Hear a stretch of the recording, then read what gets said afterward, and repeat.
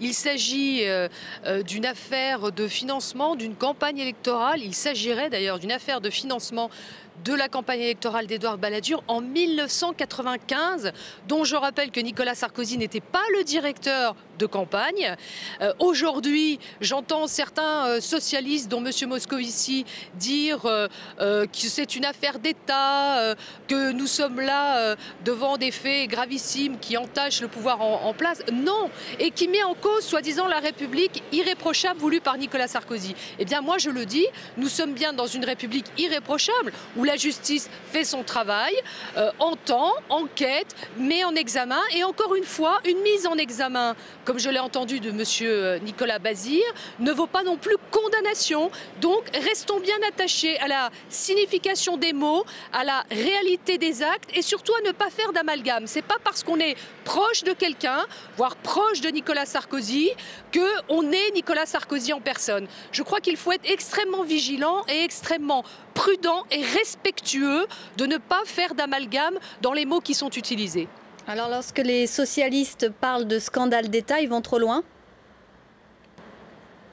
Vous savez, les socialistes nous inventent une affaire d'État quasi toutes les semaines. Moi, je constate qu'ils parlent beaucoup moins de l'affaire de M. Guérini, qui est président du Conseil général des Bouches-du-Rhône, qui a été mis en examen pour association de malfaiteurs. Et je n'entends pas le Parti socialiste demander la démission de cette présidence du Conseil général. Moi, je ne condamne pas, je constate. En revanche, j'entends toujours les socialistes, eux, ne pas respecter la présomption d'innocence, faire des amalgames scandaleux et peu scrupuleux.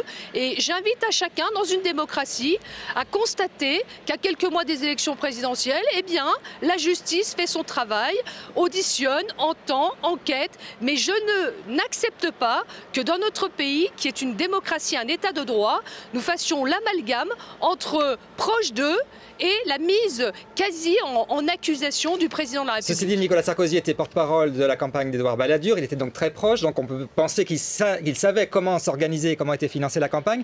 Vous parlez de République irréprochable. On voit qu'il y a quand même des doutes, il y a quand même des mises en examen, tout comme Guérini. Il y a des mises en examen, c'est pas irréprochable cette République.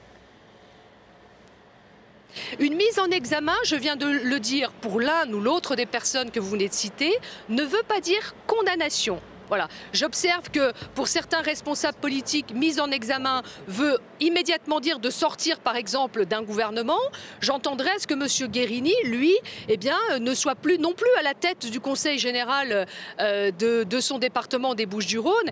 Mais en même temps, lorsque vous dites que Nicolas Sarkozy était porte-parole du candidat, oui, il était porte-parole du candidat, proche aussi d'Édouard Balladur. Personne ne peut nier cet état de fait.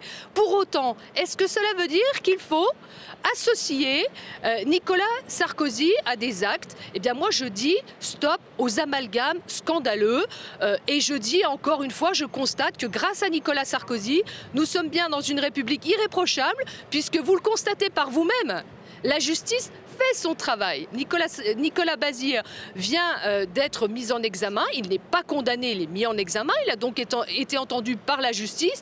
Dans une République irréprochable, avec Nicolas Sarkozy, président de la République, eh bien voilà, la justice fait son travail, c'est une réalité et vous venez de le constater vous-même.